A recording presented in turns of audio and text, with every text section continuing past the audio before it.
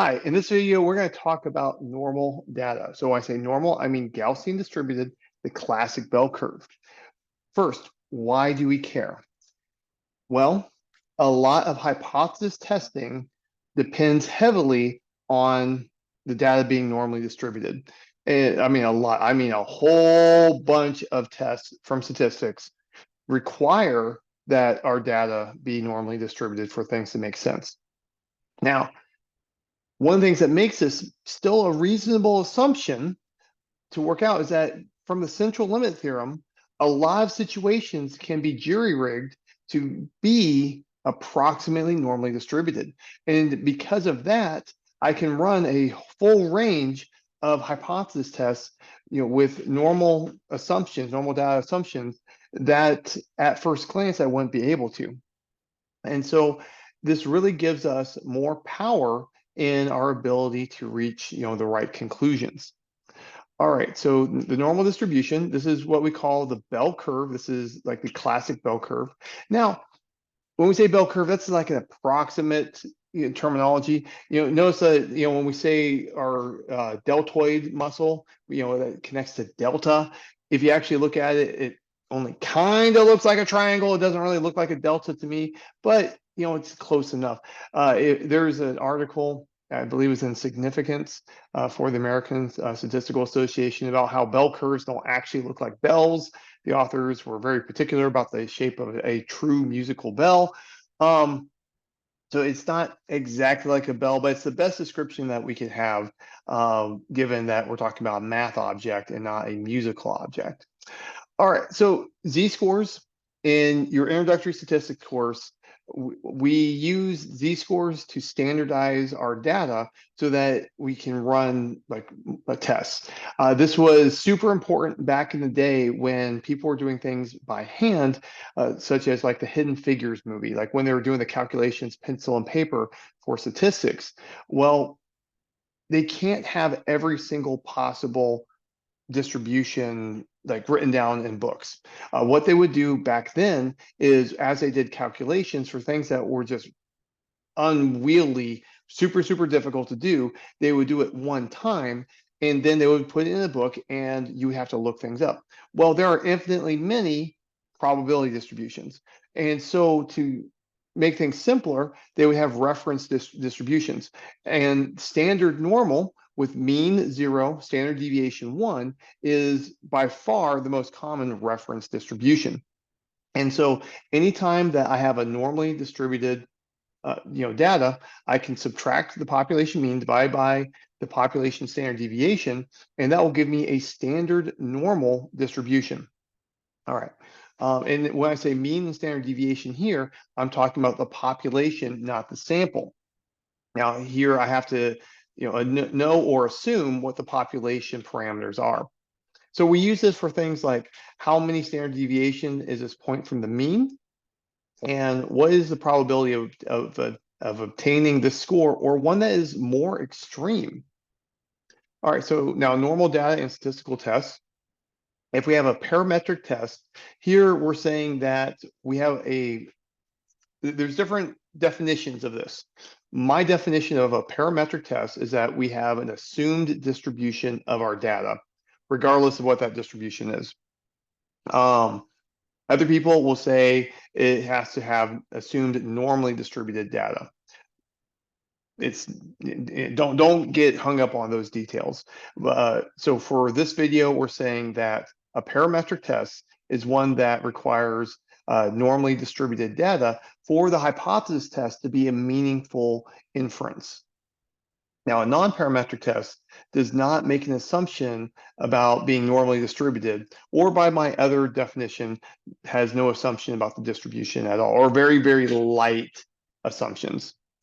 Okay, so from the central limit theorem, sample means frequently approximate normally distributed.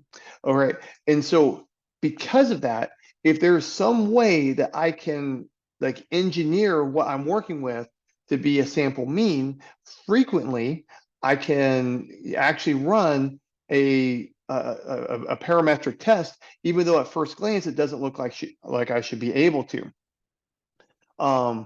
And so this is a huge part of statistics. And if I use a parametric test, I'm actually going to be more likely in general to reject the null hypothesis in favor of the alternative compared to the non-parametric version.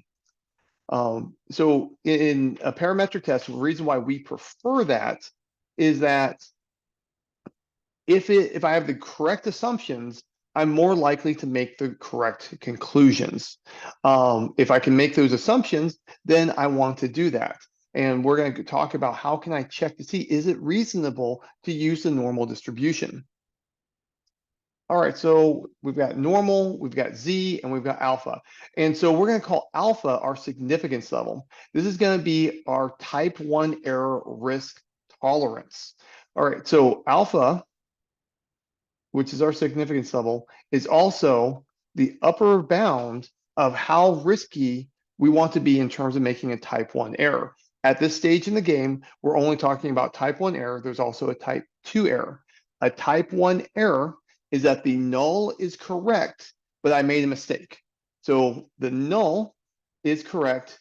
I conclude the null was incorrect because I made a mistake. Okay, and so what we're going to do after I get a p-value from my hypothesis testing, I'm going to compare the p-value to alpha. If the p-value is smaller than alpha, I will reject the null. The game plan here is that if I have an assumption about the probability distribution, I look at my data and I conclude that what I observe is very, very, very unlikely, then my assumption is unlikely itself, and then we reject it. And that's really the game plan. I have an assumption about my data. I look at my data. If what I see is unlikely under the assumption, then my assumption is rejected and we reject the null hypothesis. And that's basically all of hypothesis testing explained very succinctly.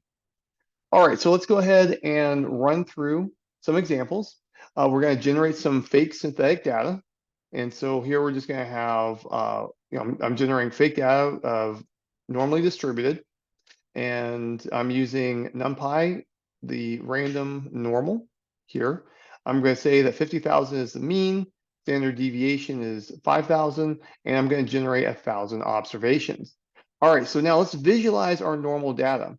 All right, so what I want to do is I want to compare what I observe to the theoretical best fitting normal distribution.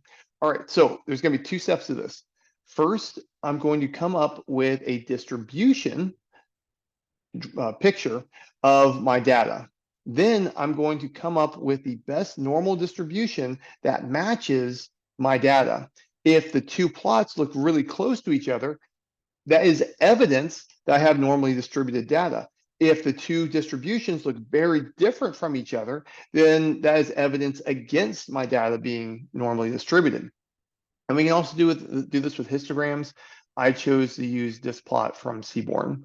All right, so I'm using displot from Seaborn to visualize the observed distribution. And I'm going to go in and I'm going to use the norm.pdf from SciPy to get a normal distribution. Now, on this, I'm taking the average of my data to approximate the population average, and I'm taking the standard deviation from my data to fill in the standard deviation of the population here. This is the closest normal distribution I can come up with. All right.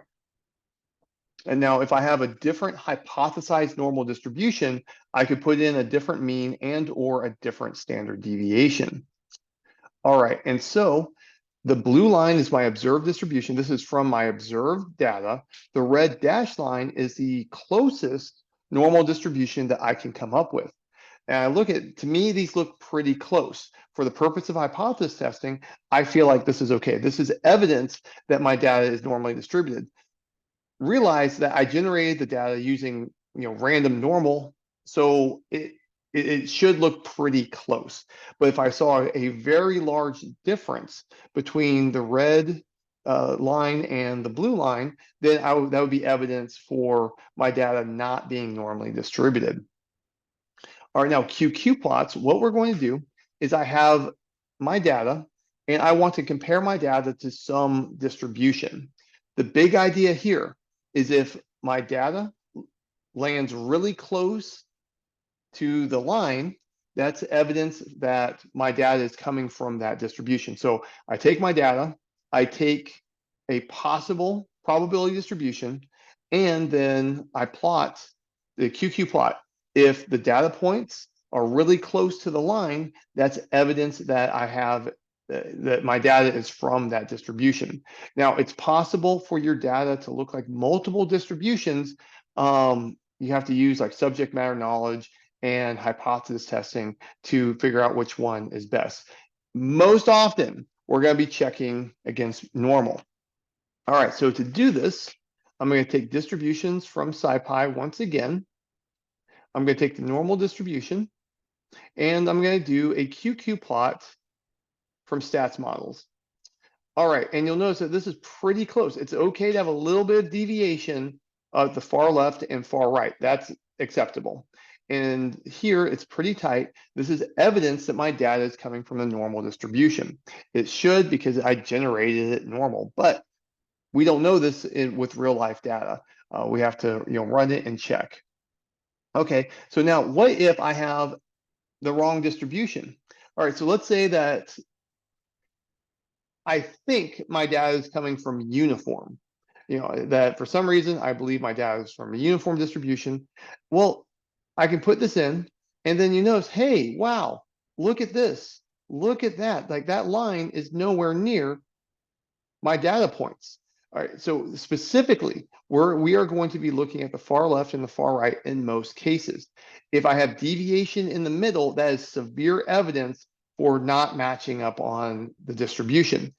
And so, yeah, I'll say something in a moment about peakiness. But so here, wide deviation on the far left, far right is my primary indication. Let's do this again with the Cauchy distribution. Now, here I'm going to be using a different function for this. I'm using probplot from SciPy on this one. And just so that you have more tools on how to handle stuff. Now I'm using the Cauchy distribution. Now you'll notice that now my data points are kind of forming a line on the other sides of the lines. Okay, so let's think about Cauchy. Cauchy is heavy tails, right? Cauchy is heavy tails. I see that on the far right, it's not reaching the line. It's not reaching the line. This means that my most extreme observed values are not as extreme as what the Cauchy distribution would give. On the far left, it's my data points are not as extreme as what the distribution would give me. So the line represents what the distribution would give me, and the data points is what I actually have. And so what this is telling me is that there is not enough data in the tails of the distribution to match up with the Cauchy distribution. Now, think about the uniform distribution. Uniform distribution has 0 tails. And so up here, this is more extreme than what the distribution would give. This is more extreme to the left than the distribution would give.